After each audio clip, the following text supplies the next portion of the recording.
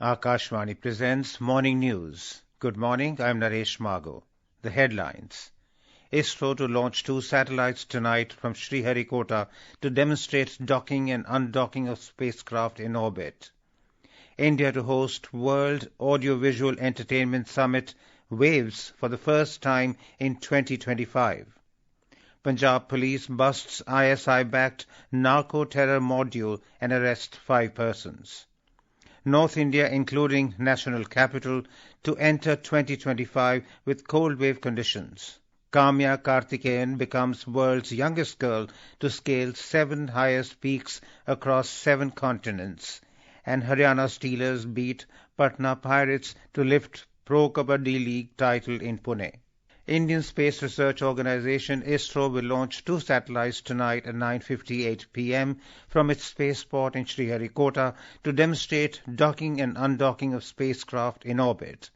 Its reliable Warhorse launching vehicle PSLV C-60 will place 2 satellites SDX-01 and SDX-02 in a 476-kilometer circular orbit and attempt the space docking experiment. More from our correspondent. SpaceX mission by ISRO tonight is essential for India's space ambitions such as Indian on Moon, sample return from the Moon and building and operation of proposed Bharatiya Antariksh Station. Number of new docking mechanisms, sensors, inter-satellite communication link and simulators are developed for this mission. Through this mission, India is marching towards becoming the 4th country in the world to have space docking technology. This mission is crucial for India's future space endeavors and a significant step forward in its space exploration journey. Sudhindra, Akashvani News, Bengaluru. Prime Minister Narendra Modi has said that India will host the World Audiovisual Entertainment Summit Waves for the first time in 2025. In his Mann Ki Baat program, the Prime Minister said a great opportunity is on the way to showcase India's creative talent to the world. अगले साल हमारे देश में पहली बार world audio visual entertainment summit यानी wave summit का आयोजन होने वाला है। वेव समिट में दुनिया भर के मीडिया और एंटरटेनमेंट इंडस्ट्री के दिग्गज क्रिएटिव वर्ल्ड के लोग भारत आएंगे। यह समिट भारत को ग्लोबल कंटेंट क्रिएशन का हब बनाने की दिशा में एक महत्वपूर्ण कदम है। He emphasized the pivotal role of young creators in the preparations for Waves, reflecting the dynamic spirit of India's creative community. Mr. Modi expressed pride in the enthusiasm of the country's youth and their contribution to the burgeoning creator economy, a key driver as India advances toward becoming a $5 trillion economy. In a heartfelt tribute, the Prime Minister also acknowledged the 100th birth anniversaries of several iconic figures of Indian cinema in 2024. Raj Kapoor जी ने फिल्मों के माध्यम से दुनिया को भारत के soft power से परिचित कराया। रफी साहब की आवाज में वो जादू था। अक्कीनेनी नागेश्वर राव गारू ने तेलुगु सिनेमा को नई ऊंचाइयों तक पहुंचाया है। उनकी फिल्मों ने भारतीय परंपराओं और मूल्यों को बखूबी प्रस्तुत किया। तपन सिन्हा जी की फिल्मों ने समाज को एक नई दृष्टि दी। हमारी पूरी फिल्म इंडस्ट्री के लिए इन हस्तियों का जीवन प्रेरणा जैसा है। Finance Minister Nirmala Sitharaman will hold pre-budget consultations with trade and industry leaders today. During the meeting, India Incorporated is now expected to pitch for measures to boost consumption, which is the largest component of GDP, to support high growth. Union Home Minister Amit Shah will visit Gujarat today. Mr. Shah will be on a day-long visit to the state to attend the annual function of the Srimad Rajchandra Ashram at Sri Dharmapur Tirth in Asura, Gujarat, during which he will participate in Mahamastak Abhishek ceremony at Raj Sabhagrah. Punjab Police has busted an ISI-backed narco-terror module by arresting 5 people, including its mastermind. They were also involved in lobbing hand grenades at 2 police establishments recently in Batala and Gurdaspur. More details from our Jalandhar correspondent. Punjab Police Director General Gaurav Yadav informed that the module was being operated by Babbar Khalsa International and 2 other foreign-based handlers. He has claimed that by busting this module, the state police has solved all the incidents of attacks on police establishment in various districts of Punjab. Meanwhile, a brief encounter also held between 2 of the 4 persons when they were taken for the recovery of weapons. After recovering, both tried to evade arrest by firing on the accompanying police party. However, both sustained injuries and retaliatory fire by police. 2 pistols with live cartridges have recovered from their possession. Rajesh Bali, Akashvani News, Jalandhar. Akashvani News brings you glimpses of 2024 in a special year-ender series. This year witnessed some path-breaking achievements and breakthroughs as Ministry of Defence marched ahead to make India a strong, secure, self-reliant and prosperous nation. Our correspondent takes a look at some of the major highlights of 2024.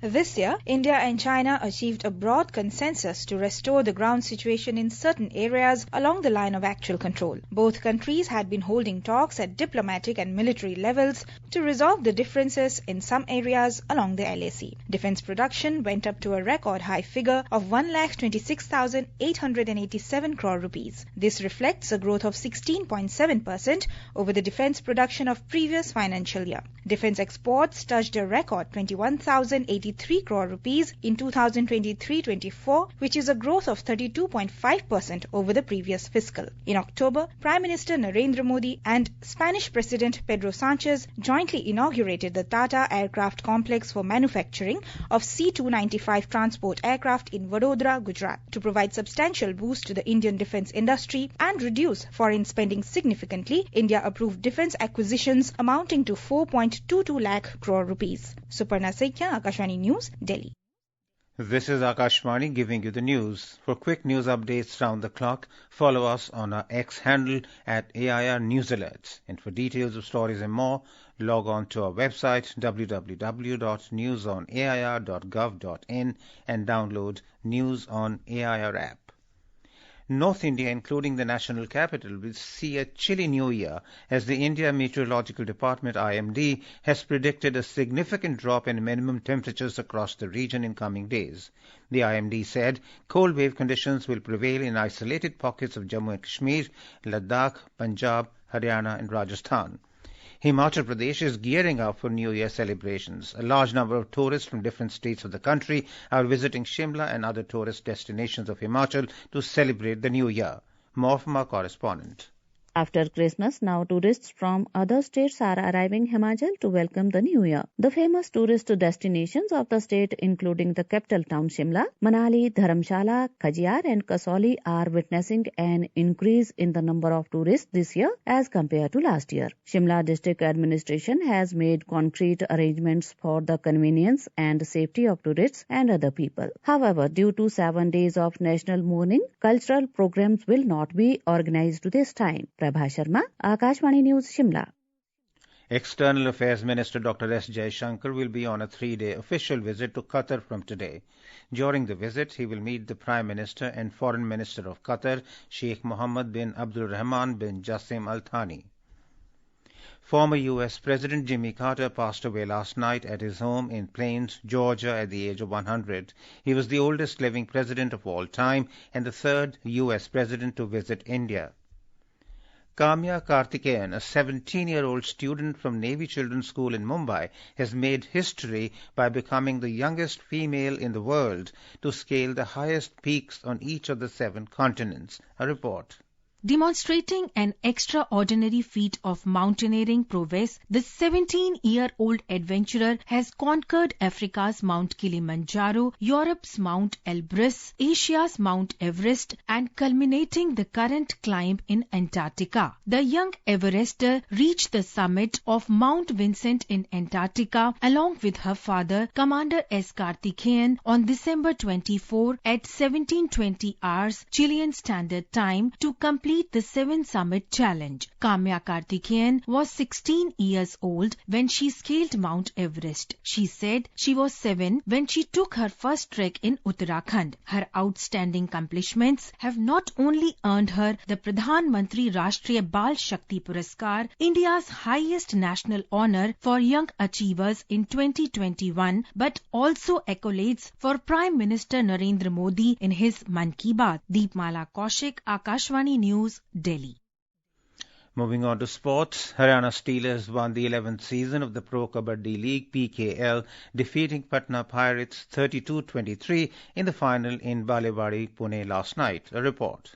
Haryana defeated Patna 34-31 to win their maiden PKL title. Shivam Patare scored 9 points, the most in the final. The champions were awarded 3 crore rupees, while runners-up Patna Pirates took home 1.8 crore rupees. Patna Pirates, Devang Dalal emerged as the top raider of PKL 2024, scoring 301 points in 25 matches. In chess, the highly anticipated FIDE World Blitz Chess Championship kicks off tonight in New York. World number 1 Grandmaster Magnus Carlsen will return after a brief exit following a dress code issue. For India, GM Arjun Arigaisi and GM R. Pragyananda will compete in the open section, while Hampi Koneru, fresh off her second World Rapid Chess Championship victory, will compete in the women's section. In cricket, South Africa became the first team to secure a spot in the World Test Championship final at Lord's Cricket Ground in London next year, defeating Pakistan by 2 wickets. The second spot remains up for grabs with Australia, India and Sri Lanka as contenders. And in the Hockey India League, Surma Hockey Club defeated Tamil Nadu Dragons 4-1 in a penalty shootout after a 1-1 draw at regular time. Today, UP Rudras will take on Vedanta Kalinga Lancers at 8:15 p.m. IST at the Birsa Munda Hockey Stadium in Rourkela. Manik Sharma, Akashvani News, Delhi. In cricket, India was 66 for 3 in their second innings against Australia, while chasing a target of 340 runs on the 5th and final day of the 4th Test of the Border Gavaskar Trophy in Melbourne when reports last came in. Earlier, Australia were bundled out for 234 after resuming their second innings at the overnight score of 228 for 9 this morning. Jasprit Bumrah was the standout performer for the visitors, taking 5 wickets. For the hosts, Nathan Lyon and Scott Boland added 61 runs for the last wickets, significantly inflating Australia's lead to 339. The 5-match series is currently tied at 1-all. Foreign investors have pumped in over 22,000 crore rupees into the Indian capital market so far in December. As per the depository's data, the foreign portfolio investors, or FPIs, pumped in 16,675 crore rupees into the Indian equities market and 5,352 crore rupees into the debt market, taking the total net investment into the Indian capital markets to 22,027 crore rupees. In our bilingual live phone-in program, Public Speak at 9:30 p.m., we will bring you an insightful discussion on effective disaster preparedness. We will be joined in our studios by Lieutenant General Syed Atta Hasnain, retired member, National Disaster Management Authority. During the program, listeners will have the opportunity to ask questions to our expert about preparedness with respect to disasters, the do's and don'ts during a disaster, and any other related queries. And now for a look at today's newspapers, it's over to Shagun Chopra. Thank you, Naresh. Prime Minister calls for end of hate from society in Mann Ki Baat, says Constitution our guiding light stood every test of time, is a front page headline in the Asian Age. The launch of ISRO's SpaceX mission from Sriharikota finds mention in the Statesman and other dailies. The Jeju airplane crash in South Korea has been widely covered on the front pages of most dailies. 179 killed in South Korea jet crash, deadliest air tragedy in 9 years, writes Hindustan Times. The Tribune reports the rescue of as many as 11 children from Bihar and Nepal being held captive and forced to work 16 hours a day at a potato farm in Kapurthala, Punjab. On the H-1B visa row in the US, the Times of India says Trump has bagged Musk and H-1B visas amid mega meltdown. And finally, under the headline, in Telangana, birds of a feather hunt rogue drones together, the Indian Express writes that a 5-bird squad has been trained and deployed by Telangana police to intercept rogue drones in no-fly zones. And with that, it's back to you, Naresh. Thank you, Shagun. And now, before we end the bulletin, the headlines once again.